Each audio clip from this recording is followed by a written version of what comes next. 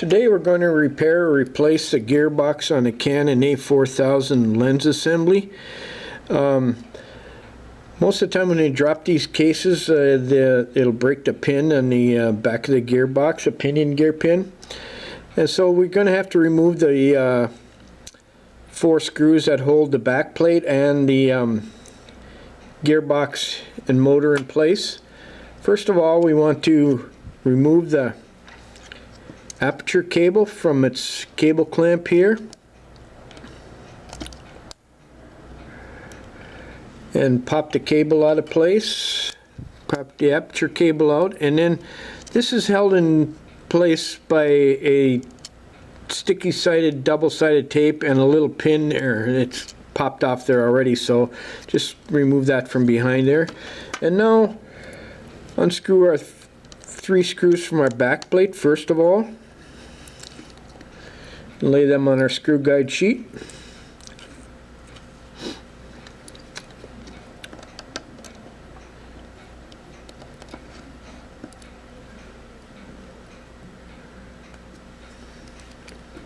And one of the screws is underneath a CCD cable, so just kind of bend that out of the way a little bit and unscrew that screw. And now that we have that off there, we can unscrew our gearbox.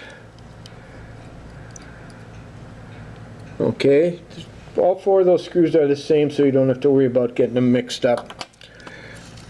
Now pop their back plate off, lay it off to the side, and pull our gearbox off.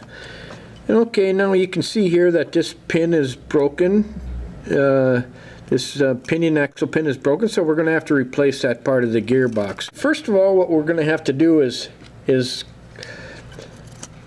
turn this over so we get the rear of the gear case here, and cut through the edge of the adhesive that holds the cable in place here.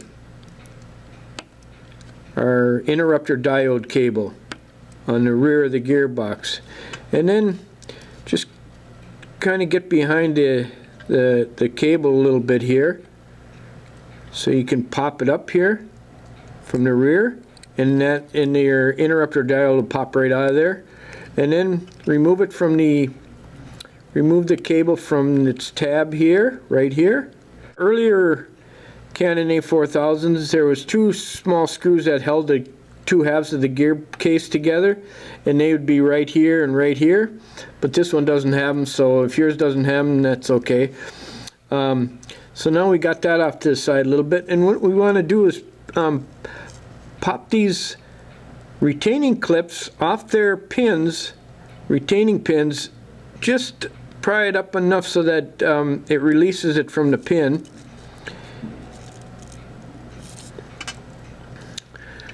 Do not try to do this with your fingernail, you'll break them. And if you're not going to replace that part of the gearbox, you don't have to take anything else off except that. So okay, there we got it. It's popped loose now. And what we're going to do is just rotate this top off of here now. Next thing we have to do, and this is a very delicate part of the operation, is pry this worm gear off. And I have a little tool here, but it's a little bit thick now to do it, so I have to pry from the rear of this worm gear, pry it just far enough so I can get my special tool in here, and that's just a little piece of brass with a little slot cut in it. And it should be just a hair thinner than this so that you don't have to use a screwdriver. And the reason I do that is so that you don't damage the gear. And so what I'm going to do is just pry that off. And once we pop that off there, be very careful not to damage these interrupter tabs or the gear itself. Now we have to remove the 2 screws that hold the motor. And these are very short, fine threaded screws, and they thread into the the metal motor housing. So they only go in about one turn.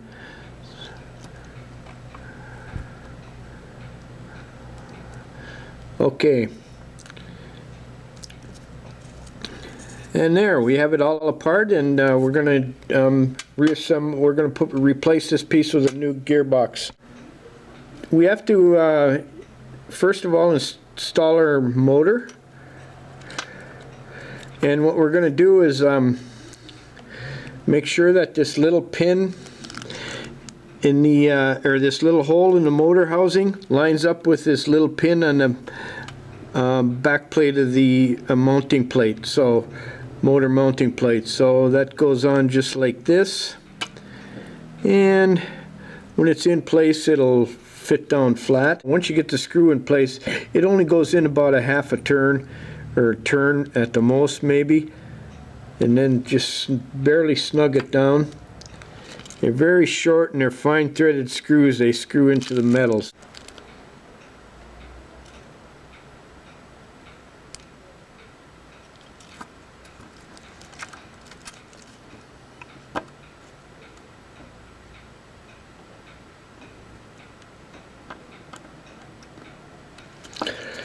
Okay, next we're going to install our worm gear and our interrupter disc. Be very careful of this. These interrupter blades are very fragile, and so we just want to push this on from the front only, and you want to push it on so you get it just far enough so it's in the right position here.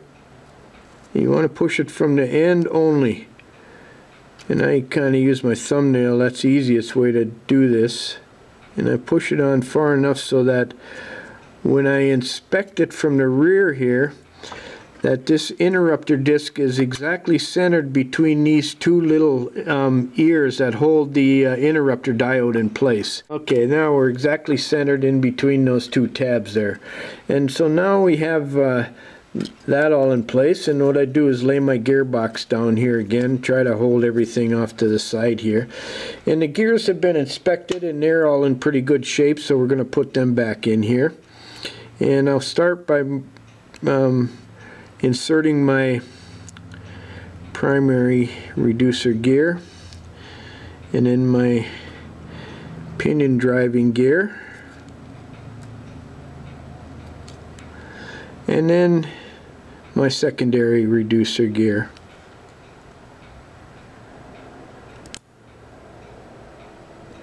Okay, we're going to rotate our gear case back over again.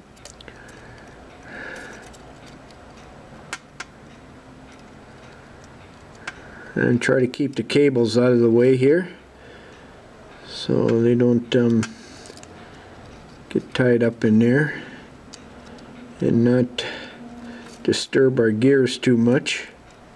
Okay, once we have the gearbox pretty much in place here, we can kind of make sure that it's going to line up with the gear pins, and once we have it down in place, we can just snap it down the front gearbox half down, and make sure that our retaining tabs are hooked on their retaining pins, and it looks like everything's okay there. So now all we have to do is snap this retaining this interrupter diode back into its slot here, and that'll be held in place by those two little ears.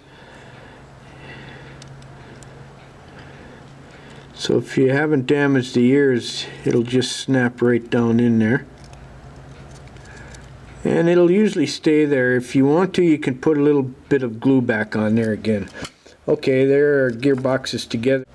Now that our gearbox has been replaced, we're going to install our back plate back onto our outer housing, our lens group. And just get that lined up, turn it over, set it down in place, and then insert the 3 screws that hold the back plate in place.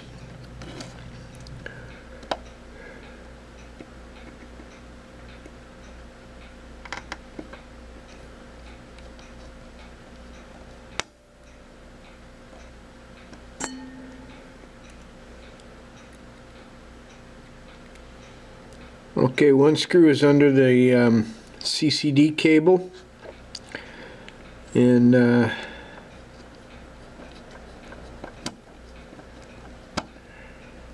that's right here. So just lift that up the way a little bit and put the screw in.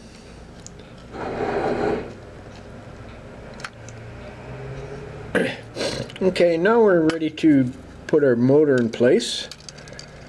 And before we do that, we have to insert our pinion here and make sure that the broken pin is out of the back of the pinion, if that was your problem.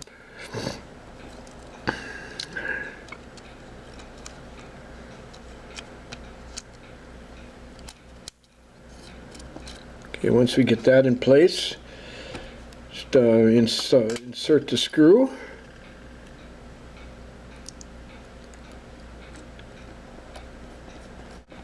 And all we have left to do is